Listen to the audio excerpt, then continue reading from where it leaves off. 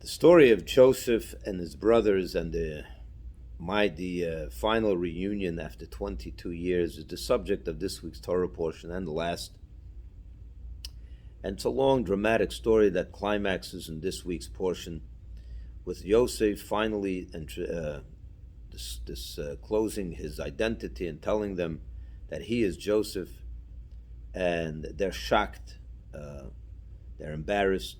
They know that they sold him, and here he is now, the viceroy of Egypt. And it was a very, very emotional meeting, as you can imagine. And they now are together with their brother. His identity is now disclosed to them.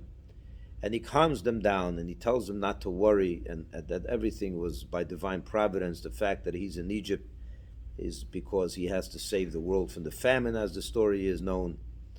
And the Torah goes on to tell us that he approaches Benjamin, and Benjamin falls onto Joseph's.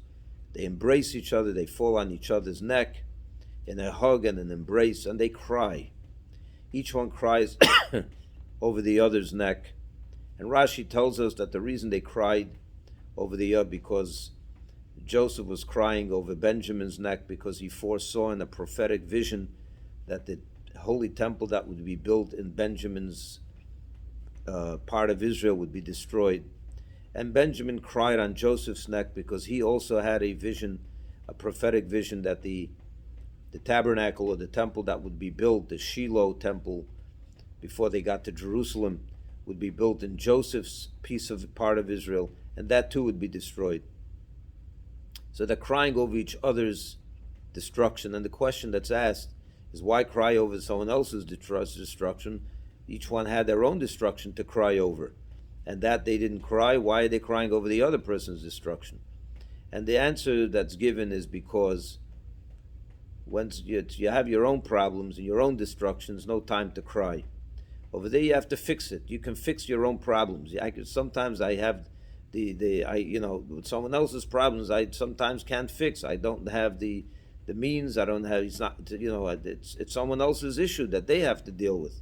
So the best I can do is pray, cry with them, be there for them. But when it comes to my own destruction and our own problems over there, we have to step up and stop crying and do something about it. And it's a great lesson in life.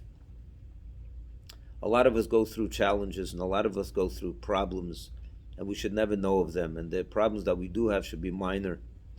But a lot of times we complain about it, and we bemoan it, and we are upset about it. But you got to quickly get through the stage of the crying, the stage of the bemoaning, and get busy fixing your own problems. Because from crying, from krächzen, as they say in Yiddish, nothing will happen. Someone else will sympathize with you, someone else will cry with you, but let the crying be done by someone else. Your problems, you can't stop. You have to stop crying about them and do something positive and fix them and correct them and help yourself.